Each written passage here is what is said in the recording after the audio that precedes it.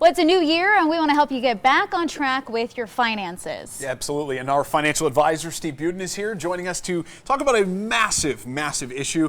Steve, we all want to know, how do we get out of debt? It's the top 5 New Year's resolution every year. Always. How to get out of debt. So let's get down to work. There's a couple of good tips that if our viewers are disciplined, which is the key word, we can help you get on that road to feeling better about yourself, at least financially.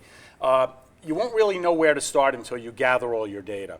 Starting this week, your credit card bills are going to come in for December. Usually they're a little bit higher than normal because you did all your holiday shopping. Get them all together and then you'll get a snapshot of where you're at. Gotcha. I feel like I always hear that you should tackle the smallest amount that you owe and not the biggest amount. What do you think about that? Yeah, and this goes both ways. In our community, financial advisors can go both ways on it. If you pay off one credit card first, you may feel better about yourself. You have that sense of accomplishment.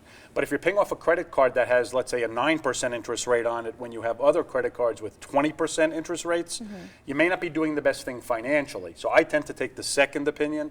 Start paying the high interest rate cards first, and you can whittle down that balance a lot quicker.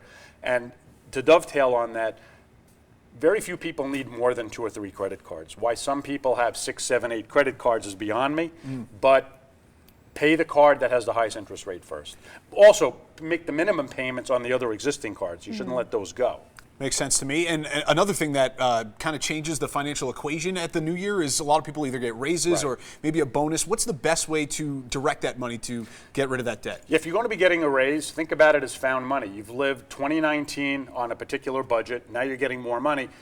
Mentally put that money aside and use that to pay off your credit cards. A great way to think about this is if you're going to get a pay raise and you pay down those credit cards and you're paying 15 to 20% interest on many of these cards, as opposed to putting it in the bank and earning 0, you could pay down those credit cards and you're really earning 15 to 20% on your money because you're not paying that interest going forward.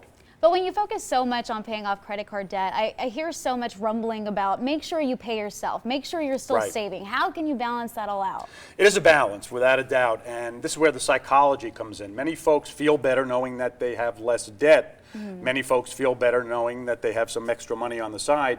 You have to be honest with yourself and think about what is best for you. When I think about emergency, you set aside a little bit of money for yourself, the odds of a big emergency coming are very small. So if you pay off those credit cards, and God forbid there is an emergency, you potentially could tap that credit card again if there is one, but the percentages are so small. I think with the high interest rates people pay on these cards, it's very tough to get off that treadmill. And it's amazing, there's study after study that shows your mental and physical health is tied to your financial health. You pay down some of that debt and you feel good about yourself, watch out physically and emotionally how great you feel.